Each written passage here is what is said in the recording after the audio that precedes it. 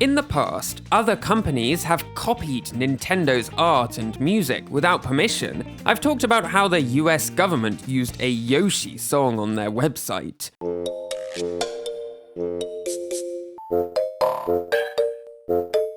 Plus, there's the official Shrek game, which copied a bunch of music from Zelda: Ocarina of Time.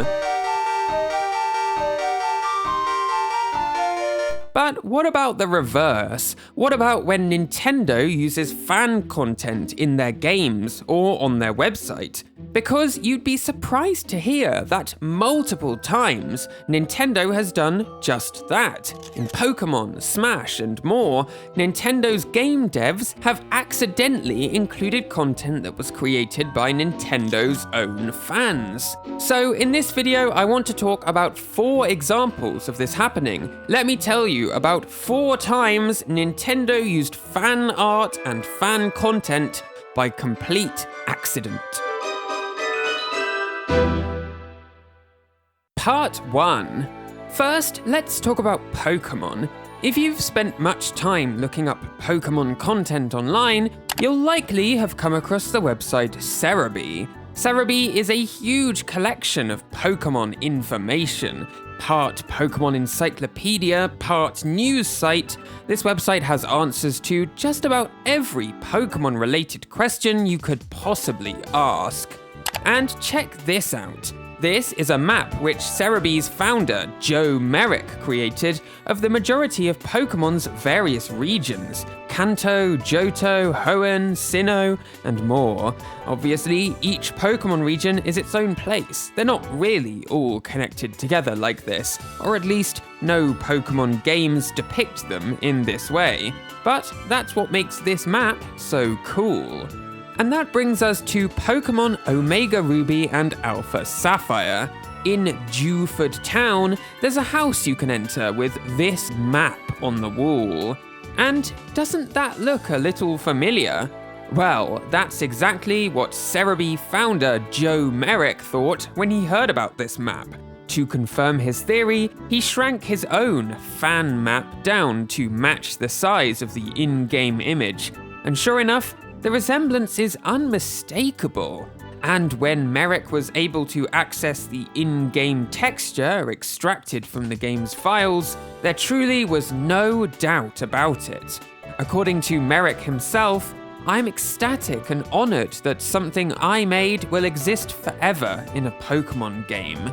This is a truly fascinating situation. Like I said, there's no actual official map of all of Pokémon's regions. Likely, one of the game's developers just Googled Pokémon region map and came across Serebii's map. But now, this fan-made map will forever live on as part of the Pokémon game series. Part 2. Next, let's talk about Mario. There's a sizable community of Mario fan render creators. These creators use either Nintendo's own 3D models or else models of their own making to create these Mario renders. In other words, 3D artwork similar to that which Nintendo creates of their own characters. And one such render maker is Yu-Jidou, who's been making art of Mario and Luigi for over 7 years. In 2017, Yu-Jidou posted this render of Mario. It's a recreation of a piece of official art from New Super Mario Bros. Wii. You can see that the pose looks identical, but look closely and there's a number of differences between the two Marios. The official art has Mario's eyebrows go over his hat, while they're cut off in the fan render. Mario's smiling more in the official art than in the fan version, while his moustache is actually a little bushier in the fan art than in the official one. These Marios are similar but not identical. Fast forward 4 years, and Nintendo and Universal Studios launched their official website for the Super Nintendo World theme park. And while the page loads, visitors are treated to this simple loading animation. But zoom in on that picture of Mario, and you might notice something. His eyebrows are cut off by his hat. He's not smiling much, and his moustache is bushier than usual. In other words, this is actually Yu-Jidou's Mario render, not a piece of official Mario art. So Yu-Jidou spotted his own art and posted a tweet pointing out what happened, and before long, this tweet blew up. In Yu-Jidou's own words, "I thought it was cool. I posted it to Twitter and didn't give it much thought. Then I woke up to my phone blowing up, and it's been an insane day." As with the Pokemon region map, this is clearly a case of a web developer who just Googled Mario 3D render rather than digging through Nintendo's internal library of art. But in this case, the image that popped up wasn't official art, but instead a fan creation. Part 3. Okay, this next one is really fascinating to me. It all stems from the Mario Wiki.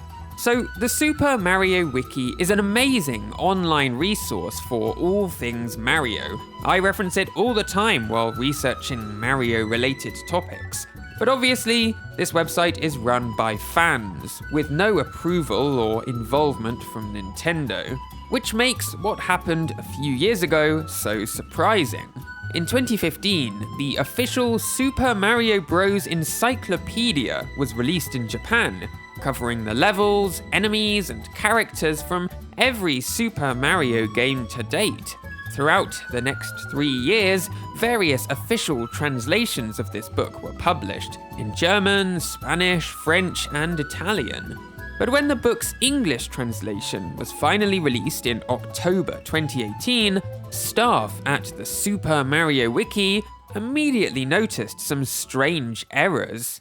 On the Mario Sunshine page, these enemies are referred to as Soarin' Stews, but that's not their official name. They're actually called Winged Strollin' Stews. Soarin' Stew is actually a name created by an editor of the Mario Wiki, before the wiki later adopted the enemy's official title. So if the only source for this Soarin' Stew name is the Mario Wiki, that certainly suggests that the English translators of the encyclopedia copied it directly from the fan wiki.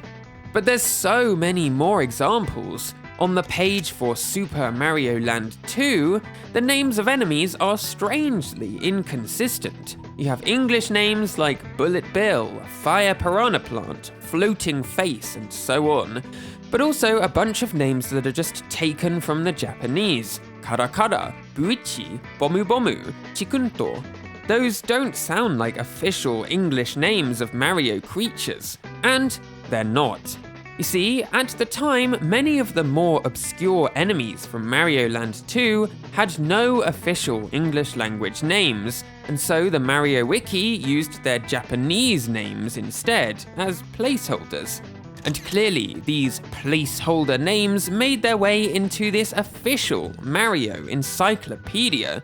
The final result is a mess of English names, untranslated Japanese names, and even names from other languages. This special Luma from Mario Galaxy has no official English name, but in French it has the name Luma Comet. And so, for a while, the Mario Wiki used this French name for the character. And lo and behold, the Mario Encyclopedia uses that exact name. So when Wiki's staff discovered all of these names that had been copied directly from their very own wiki, they tweeted about the discovery.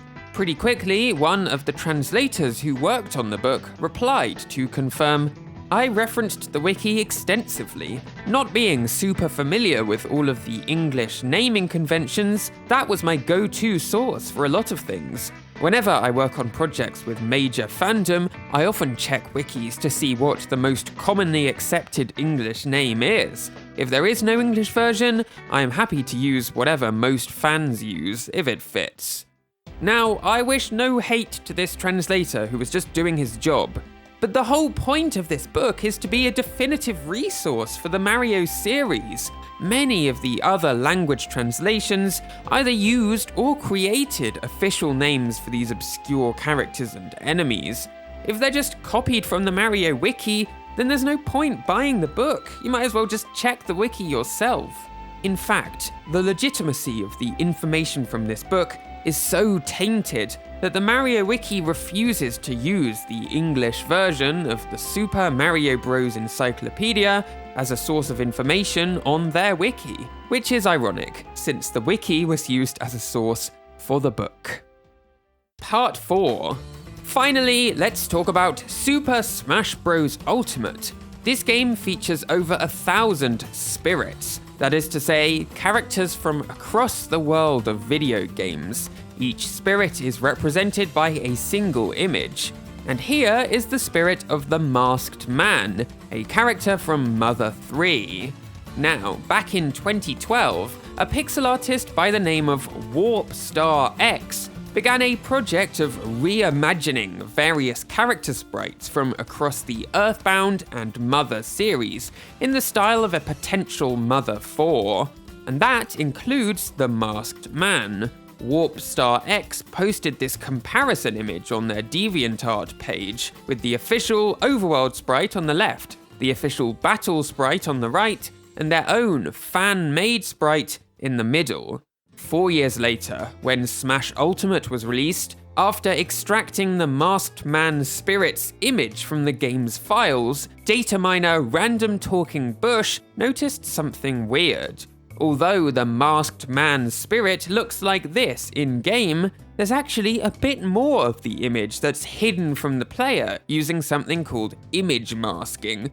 And doesn't that seem familiar? It's the side of Warp Star X's fan-made sprite. It's pretty clear that one of the game's developers decided to use Warp Star X's comparison image and just crop most of it out, leaving only the Masked Man battle sprite. But they missed a chunk of the image when they cropped it, leaving behind incontrovertible proof in the game's files. But even when you look at the sprite as seen in-game and ignore the parts of the image normally hidden from players, it's clear that this comes from Warp Star X's DeviantArt page.